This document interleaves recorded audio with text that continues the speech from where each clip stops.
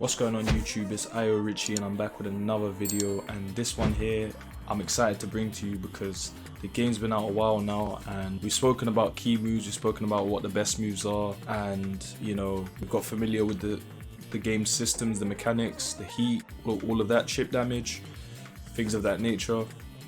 So I think, you know, after a couple months of playing the game and, you know, really realizing what works and what doesn't work, you know, I've come to the conclusion that, well, I feel like I've stumbled upon the greatest move that Leo has in Tekken 8. And this is not a new move, this is a move that Leo had in Tekken 7 as well. But it went through some changes going into Tekken 8, where on block the frames were less. So the move I'm talking about is block 3, which is this move here, this jumping attack, and the reason why I say this is Leo's best move is because it does chip damage, it's plus on block, so the situation afterwards you can frame trap, you can obviously poke with forward 2, they can't press, down forward 4 is an option, down 4 is an option, but mainly the reason this move is the best and the time where it becomes a, you know, borderline broken move is when you're doing it at the wall against your opponent. So if I have my opponent at the wall, the properties of the move will change. So plus 12, and it does a wall crush. So if your opponent falls back onto the wall like that, that is called a wall crush. So plus 12, and the moves that it sets up are down forward 2 plus 3, down back 1 plus 2. So these two moves here. And if you feel like your opponent's going to panic and do heat burst, you have a move that literally launches power crushes with back 1 plus 4. So if they retaliate with a power crush, free launch. So block 3 puts your opponent in that scenario where they're basically like helpless and chip damage is occurring. So they're going to want to get out of that scenario as soon as possible. And the thing that's so big about this is that the things that obviously put you in a position where you can use block 3 are things like up forward 2, and up forward 2 is a follow-up, up forward 2-1, which is a counter hit attack. So if they press into it, I thought it would just work, apparently it doesn't. Anyways, let me try it this way. Okay, so up forward 2-1. Okay, so as you can see, huge damage, right? Okay, so if they respect up forward 2-1 at the wall, they then have to, you know, make a active decision on what they do next. So if they just hold back, cool. Block 3 is gonna connect. Whoa, let me put it back on block. Block 3 is gonna hit their block. They're gonna take chip damage. And now they're in a mix, and I, you know, because I know they're not gonna press up minus 12 like that. That just doesn't make sense. I can almost loop this now, and as you're seeing, the chunks of chip damage that are, you know, being taken off my opponent. Fair enough, they can recover it. So there's obviously that, but like, this is just silly because if I'm in heat, I do this. And, you know, if I really want to, I can go for a hell sweep. The option's there. I can do back 3-1-2, which will also give chip damage. Forward 2-4-3, which is like Leo's main lightning glare tool. I can just go for that as well. If they don't hard duck, I basically get all of that extra chip damage for free. So the whole time my opponent's health is just depleting. And what this is doing for you is like, it's giving you momentum. So like, you're just pressuring your opponent, and there's no way of them really getting around your offense. They have to wait for an opening to, you know, occur. Either your heat runs out, or they make a correct decision, like a correct read when you go for block 3. So very difficult to do because obviously Leo has other options. Leo has a power crush, which I believe tracks to the right, if I'm not mistaken. But like, the tracking it doesn't mean anything because we're talking about the situation at the wall.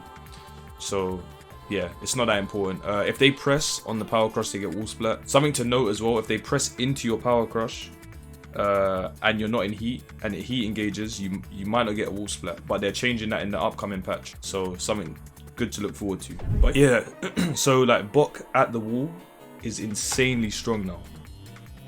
The power crush has gone from a high in Tekken 7 to a mid in Tekken 8, -12, not the end of the world.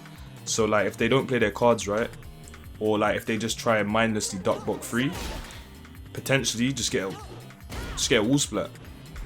So show you what that looks like. Wall splat. You're looking at what, 74 damage? Near enough, 73, 74 damage. So if you get your opponent to the wall, Leo's already a character where if Leo got you to the wall, you're scared for your life because Leo is so strong at the wall. But like this right here will win you rounds for free. Like it's not a joke. It really isn't a joke. Like enough chip. The thing is, by the time you got your opponent to the wall, like let's say a round is slowly progressing. You know, some stuff's happened. You've landed a few pokes, whatever. And then now you've got your opponent to the wall. I don't know, you've landed like a QCF 2-4. And now your opponent's fell all the way back to the wall. You run up. You do Bok free. Okay, now wall crush. And then now you go for a mix. They've guessed wrong, you've wall splat them. Or you just do Bok free. Loop it again. Again, why not? They're not pressing. You know they're not pressing. This time, back 1+4, they go for a heat burst or a power crush, you know, as a panic tool. And now you've launched them. You've basically won the round. Like, these are the type of scenarios you're probably going to see if you use this move a lot more when the opponent's at the wall. And don't forget, you also have this as well. Bok 2, just a launcher that you can throw out. Best time to go for it. And like, what I'm talking about here is like, let's say for instance, you knock your opponent down with a hell sweep. They get up. Bok 3. They get up. Bok 2. They get up. Power crush. If they get up pressing the button, this is going to wall splat them. So, or it's going to be a heat engager for you. And then when you're in heat, every button you do, every attack you do that's blocked will take chip damage. As well as this obviously taking chip damage as well. So there's all of that. And then obviously on top of all of this, let's not forget that, you know, you have the K&K Heat Smash. You have K&K 1-2, which is a heat engaging launcher. And don't forget also that you can play around with the stances as well, which is very difficult for your opponent to deal with. So I'm gonna go into heat and just put the opponent on block. So just look at this for instance. Bok 3 can just come out and look at the health bar, it's just going away gradually, just going away. Let me do it again. I'm gonna keep on doing it. Okay, now I'm gonna do. Okay, so they lost like 70 HP basically for blocking, and then they didn't guess right on the heat smash, which is the 2+3 from K&K. Okay. As you can see, the health bar is just going and going and going. And the thing is, you can make it work with and without heat because Bok 3 does chip damage. And the situation at the wall is ridiculous. It's a homing high. They can duck it. That's the only counterplay to it. They can't parry it. Most characters, I'm not sure if Jin and Leroy might be able to, but most characters can't parry it. So I genuinely think that this move is, it's just top tier in this game. It fits this game perfectly. It's a move that if you're not using already, you have to be using it, because from my experience, like playing against high level players, when I really need to get something going or just, you know, pressure them properly instead of risking my life with hell sweeps and stuff, it will stem from things like Bok 3, because they don't know what's going to come out of Bok when they're waking up, especially when they're waking up. Like if I just do it in the open, fair enough. You know, they might try and OS it with like some technical defense, like, you know, side ult right and then block low or something, just to kind of try and avoid every option. But that's like the highest of the highest level of things, or the hardest of reads. Like, I don't even need to do an option. That's the thing. I don't need to do an option. I can just do Bok, and then I'm in front of my opponent. Bok. And the whole time they have to wait because I have a power cross that I can just throw out at any time as well. So play around with Bok at the wall, and most importantly, use Bok free at the wall. You're going to find so much more success, I promise you. And obviously have a look at the moves that transition into Bok so that you can, you know, see how they kind of work. You have down back 1+2 into Bok, up forward 2 into Bok. You have KNK1 into Bok. The KNK1 situation is a bit weird because you can make it strong if you condition your opponent enough into not ducking, you know, with KNK3 and stuff like that, or KNK1+2. But there's a lot of people that will duck after this, and they might try and do a duck and then a launch. So just be careful of that. You can also delay your options. You can do it immediately, you know, just to mess up their timing if they're late on the punish. Then the KNK1-2 will heat engage, and it's safe. So there's that as well. And then obviously if you heat engage, then we go into the chip damage scenario where all of our moves do chip damage. And, you know, we're trying to get our opponent to block Bok free. So, yeah, I think that covers basically everything.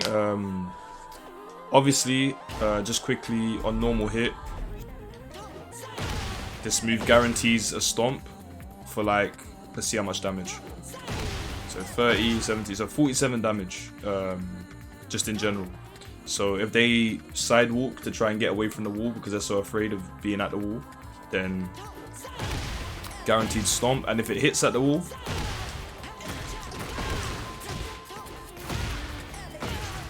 $82 damage. So yeah, if you felt a bit confused with how you should be, like, you know, offensively approaching your opponent, then I hope this video helps you a lot. And other than that, if you like the video, please leave a like, comment and subscribe, and let me know what kind of videos you would like to see. And other than that, I've been AyoRichie, and take it easy everyone. I'm gonna try to get consistent with it again. And yeah, I enjoyed making this video and kind of just thinking about what this move does.